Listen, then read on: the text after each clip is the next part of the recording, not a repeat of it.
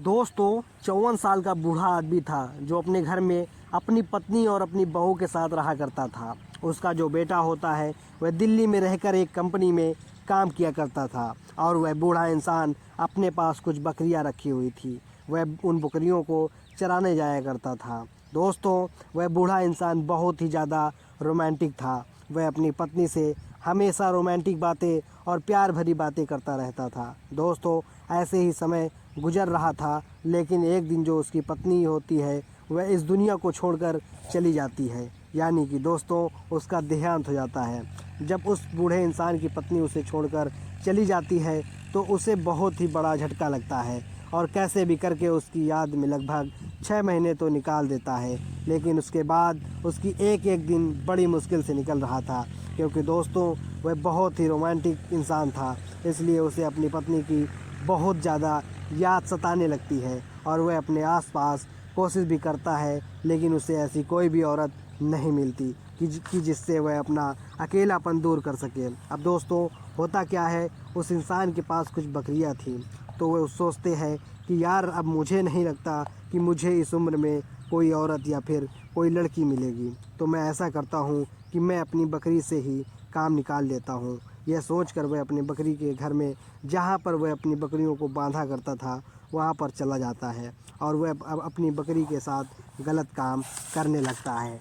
दोस्तों वह जब अपनी बकरी के साथ गलत काम कर रहा था तो वह जो उसकी बकरी होती है वह चीखने चिल्लाने लगती है। बकरी की चीख पुकार की आवाज़ उसकी बहू सुन लेती है जो अपने कमरे में सो रही थी। तो वह सोचती है कि यार बकरी की इतनी ज़ोर ज़ोर से आवाज़ क्यों आ रही है, और उन आवाज़ों को सुनकर वहाँ पर चली जाती है। और वहाँ जाने के बाद वह देखती है कि जो मेरा ससुर है वह अपनी बकरी के साथ कुछ ऐसा काम कर रहा है। उसको देखते ही उसकी जो आँखें होती हैं वह फटी की फटी रह जाती हैं। फिर कुछ देर के बाद उस बूढ़े इंसान को पता चल जाता है कि जो मेरी बहू है वह मुझे छुपकर देख रही है।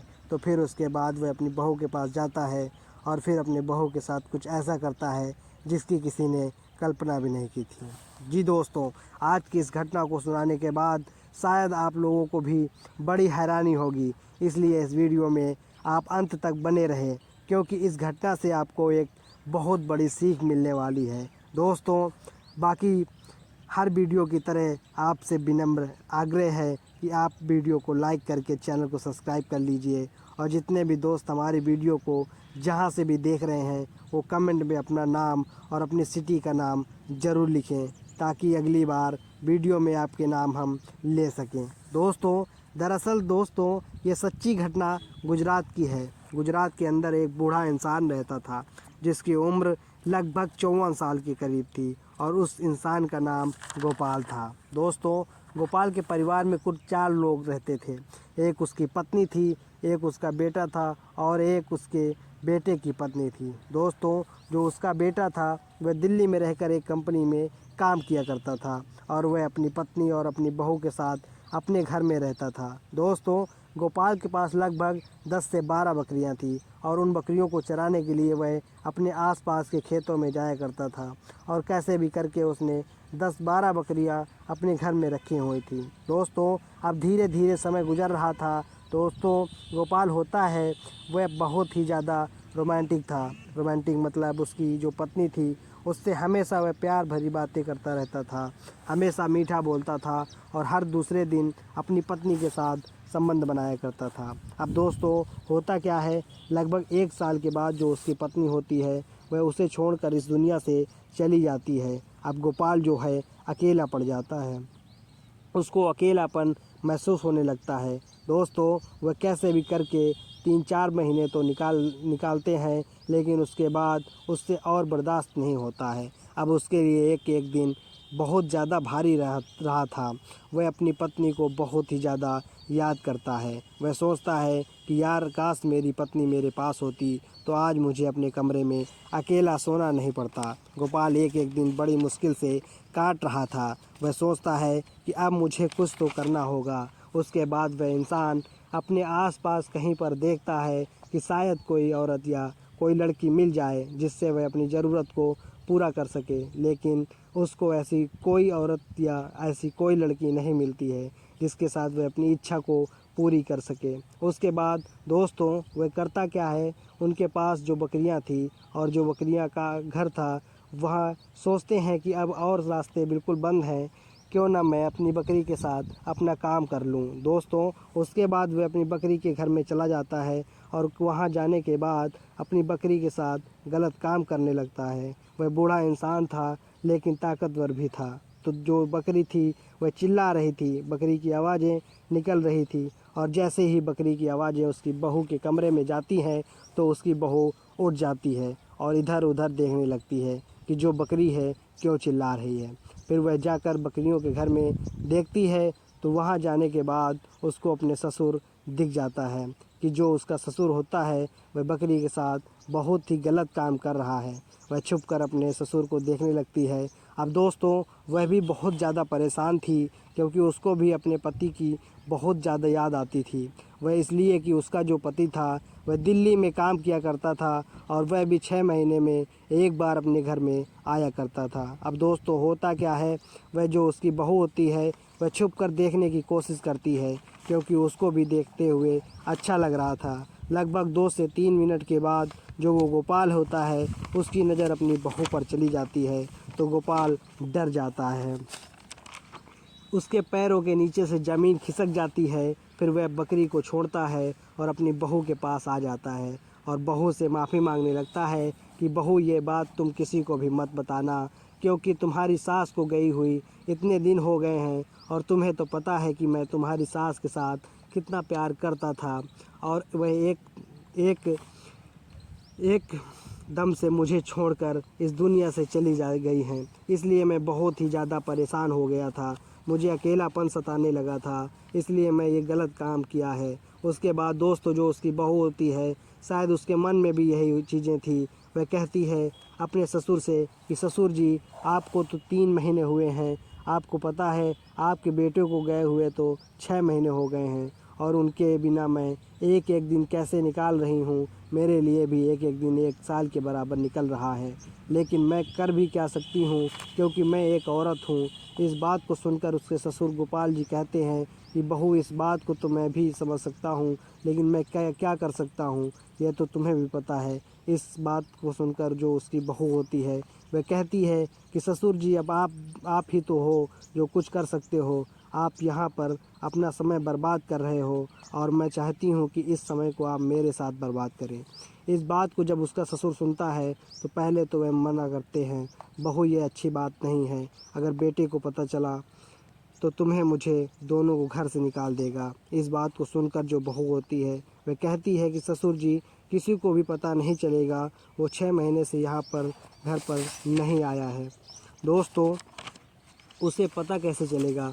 और उसके बाद जो उसकी बहू होती है वह अपने ससुर को अपने कमरे में ले जाती है। अब उसका ससुर भी खुश हो जाता है। फिर गोपाल अपनी बहू के साथ छेड़छाड़ करने लगता है, कुछ अश्लील हरकतें करने लगता है। जब उसकी बहू ये सब देखती है तो बड़ी खुश हो जाती है।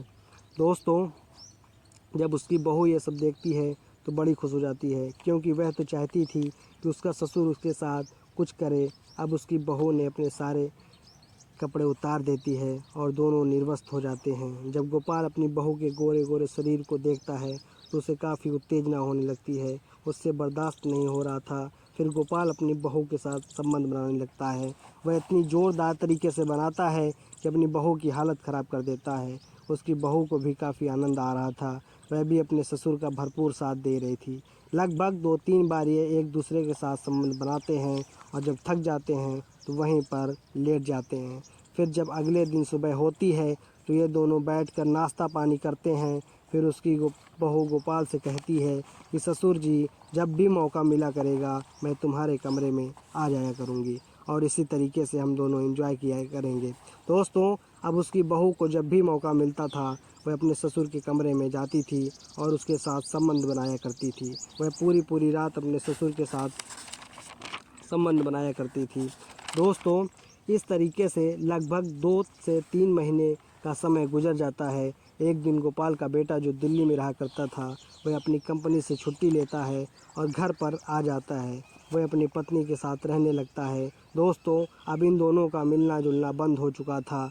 ये एक दूसरे के लिए बेचैन हो रहे थे क्योंकि इन दोनों को एक दूसरे की आदत लग चुकी थी। इधर गोपाल अपनी बहू से मिलने के लिए तड़प रहा था, उधर उसकी बहू अपने ससुर से मिलने के लिए तड़प रही थी। आखिरकार क्या भी सकते थे, क्योंकि गोपाल का बेटा घर पर ही था। इस तरीके से 15 दिन का समय गुजर जाता है। एक दिन सब लोग बैठकर रात का खाना पीना खाते हैं और सारे लोग अपने अपने कमरे में सोने के लिए चले जाते हैं। गोपाल की बहू अपने पति के साथ सो रही थी। अब वह अपने पति के सोने का इंतजार करने लगती है। लगभग कुछ देर के बाद उसके पति सो जाते हैं। अब गोपाल की बहू को मौका मिल जाता है। वह चुपके से अपने कमरे से निकलती है और अपने ससुर गोपाल के कमरे में चली जाती है। दोस्तों, गोपाल भी कई दिनों से इंतजार में बैठा था।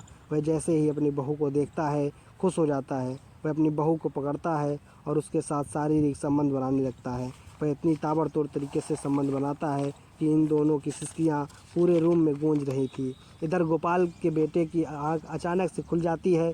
अब वह अपनी पत्नी को देखता है तो उसकी पत्नी बेड में नहीं है। वह सोचता है शायद शौच के लिए गई होगी, अभी आ जाएगी, लेकिन उसकी पत्नी आती ही नहीं।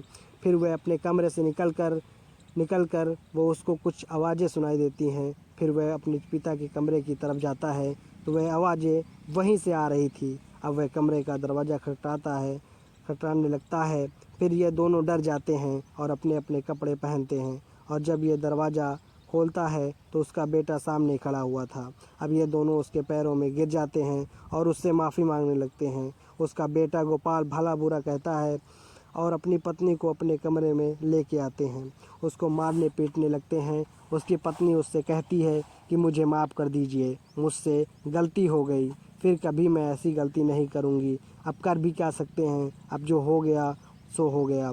फिर गोपाल का बेटा अपनी पत्नी को लेकर दिल्ली चला जाता है। अब गोपाल फिर से अकेला हो जाता है। तो दोस्तों, आज के ज़माने में कुछ ऐसा ही हो रहा है, इसलिए अपने परिवार को, अपनी पत्नी को टाइम देना चाहिए। अगर हम टाइम नहीं देंगे तो सीधी सी बात है, परिवार बिखर जाएगा। दोस्तों, इस कहानी का मकसद आप लोगों को सुनाने का केवल इतना है कि आप लोगों को जागरूक कर सकें, सचेत कर सकें। ये कहानी का मकसद आप लोगों को परेशान करना नहीं है। दोस्तों, मिलेंगे फिर एक नई वीडियो में। आप अपना और अपने अपनों का ख्याल रखें। धन्यवाद।